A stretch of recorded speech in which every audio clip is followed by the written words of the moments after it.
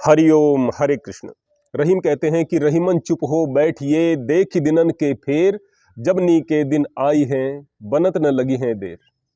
यानी जब आपका विपरीत समय चल रहा हो, खराब दिन चल रहे हो, उस समय खामोशी से बैठ जाइएगा, उस समय को गुजर जाने दीजिएगा। जब अच्छा समय आएगा ना, जो काम आपको दुष्कर लग रहे थे, बड़े मुश्किल लग रहे थे, वो आसानी से होते हुए नजर आएंगे।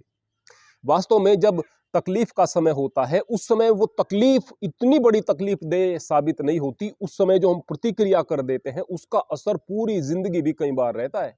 हम हड़बड़ाहट में कुछ ऐसे कदम उठा लेते हैं, कुछ ऐसे कार्य कर देते हैं जो हमें नहीं करने चाहिए थे, वो उस परिस्थिति को और ज्यादा खराब कर देते हैं।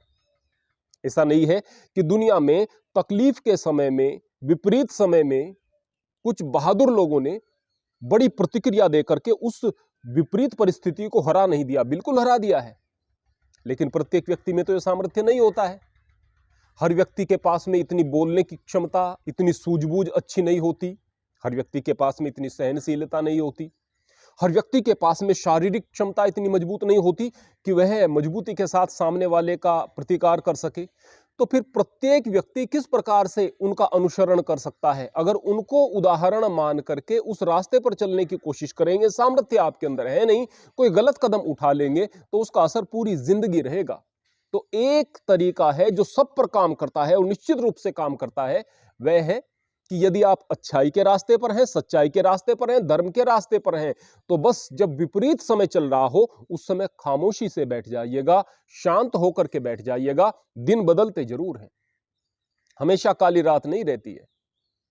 सुबह का सवेरा होता है, सूरज निकलता है, धूप निकलती है, काली रात छट जाती है। एक वक्त में बादल का टुकड़ा सूरज को ढकते हुए नजर आता है। ऐसा लगता है कि बादल बहुत बड़ा है, सूरज छोटा सा है, लेकिन हकीकत तो यह है कि धरती की भी कुछ औकात नहीं सूरज के सामने। वो बादल के टुकड़े की तो बात ही क्या, उस बादल के टुकड़े को हट जाना होता है। ठीक ऐसे ही उस बादल के टुकड़े के समान अगर दुख हमारे सामने आते हैं और हम घबराहट में, हड़बड़ाहट में कोई ऐसे कदम उठा लेते हैं इस बात की जानकारी के बगैर कि इन बादलों को छट जाना है, तो फिर निश्चित रूप से उनका परिणाम लंबे समय तक रहता है। किस किस प्रकार से विपरीत समय हमारी जिंदगी में आते हैं? सबसे पहले आर्थिक नुकसान के बारे में यदि हम बात करें, व्यापार है, घाटा चल रहा है, नुकसान चल रहा है, आप अच्छा कर रहे हैं, नुकसान चल रहा है। जब नुकसान चलता है किसी भी व्यापार में, तो उस समय दिमाग भी कम काम करना शुरू कर देता है। उस समय आदमी उस घाटे से उबरने के लिए कई प्रकार के ऐसे कार्य करना शुरू कर देता है कि जिससे कि इस घाटे की क्षतिपूर्ति हो, जबकि वो कार्य इतने अच्छे नहीं होते। वो जो गलत डिसीजंस होते हैं वह आने वाले पूरे कारोबार पर आपके प्रभाव डाल देंगे और नुकसान आपको पहुंचा देंगे। हो सकता है आपको किसी समस्या में भी डाल दें। यदि आप अच्छे मार्ग पर हैं तो आप देखें कि हमारी गलती क्या है, क्या कमजोरियां हैं, उनको ठीक करने पर लग जाएं, सीधे चलते चले जाएं। निश्चित रूप से आपको तरक्की मिलेगी अगर आप सूझबूझ से काम लेंगे, किसी गलत रास्ते पर नहीं भटक जाएंगे। मान लिया आपकी कोई पारिवारिक क्षति हो रही है, परिवार में लोग बार बार बीमार हो रहे हैं, एक्सीडेंट हो रहे हैं, दुर्घटनाएं हो रही हैं। आप किसी पाखंडी बाबा के पास में चले गए, उसने आपको बताया अरे आप पर तो 7.5 ही चढ़ी हुई है, आप पर तो शनि की दृष्टि है, आपका तो पितृदोष आप पर भारी हो गया है। अब इनके उपाय के लिए फिर आपको वो बहुत प्रकार के कर्म ऐसे बताएंगे कि आप नुकसान में थे, आप घाटे में थे, आप गरीबी में थे, बहुत सारा पैसा वहां पर बर्बाद हो जाएगा। अब कई बार तो इस प्रक्रिया में वो समय टल जाता है, लंबा समय लग जाता है। आपको ऐसा लगता है कि इस प्रक्रिया से मुझे आराम मिल गया। नहीं भाई, वो समय टल गया, बस इतना हुआ है। उस समय के टलने की वजह से आपको लाभ मिला है। आप ऐसा सोच रहे हैं कि उस तंत्र मंत्र से, उस तथाकथित महंत साधु इत्यादि से आपको लाभ मिला है। ऐसा बिल्कुल नहीं है।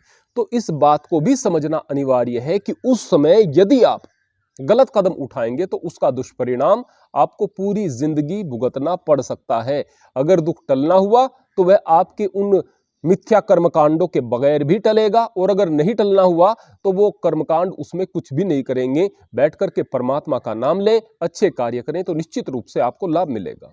अब मान लिया आपकी बदनामी बहुत ज्यादा हो गई है, आपको ऐसा लगता है कि आप पर मिथ्या आरोप लग गए हैं, आपको ऐसा लगता है कि अब तो कहीं मुंह दिखाने लायक रहे ही नहीं है, झूठे आरोप हैं। आप उनकी प्रतिक्रिया करने लगते हैं, आप सफाई देना शुरू कर देते हैं।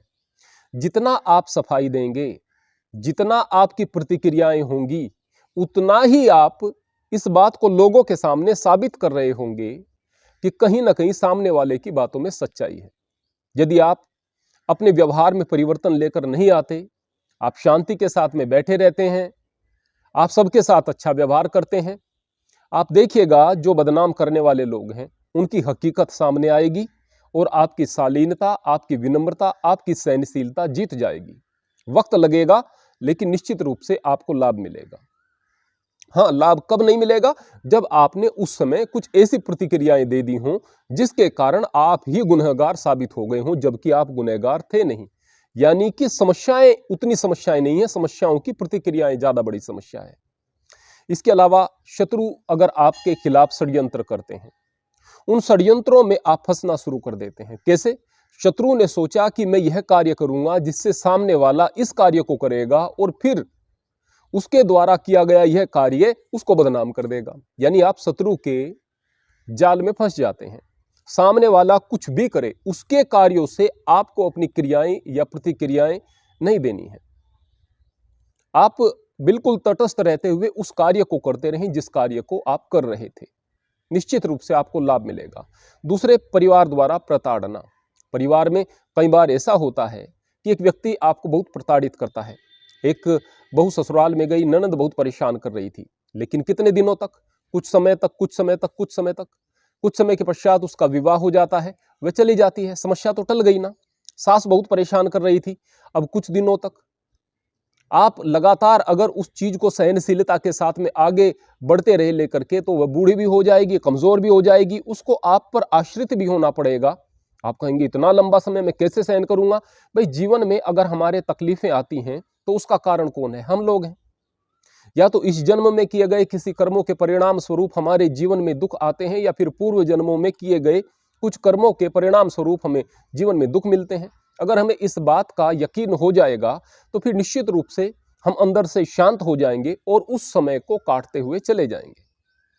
मूल रूप से बात यह है कि जिस व्यक्ति के पास में कोई शक्ति नहीं होती, बहुत बड़ी सूझबूझ नहीं होती, बहुत बड़ा सामर्थ्य नहीं होता, बहुत बड़ी समझ नहीं होती, उसके लिए केवल एक समझ काम कर देती है। जब भी विपरीत दिन हो, उन विपरीत दिनों में शांति के साथ में आप बैठ जाएं, आप खामोशी के साथ में बैठ जाएं, इस बात का इंतजार करें कि यह वक्त जो है वह गुजर जाएगा। जीवन में सुख और दुख दोनों जरूर आते हैं। सुख और दुख जीवन का हिस्सा है, हमें चुनना पड़ता है। जिस प्रकार एक कुशल गृहिणी जो है वह अनाज में फटका लगाकर कचरे को बाहर फेंक देती है और अनाज को अपने पास में रख लेती है।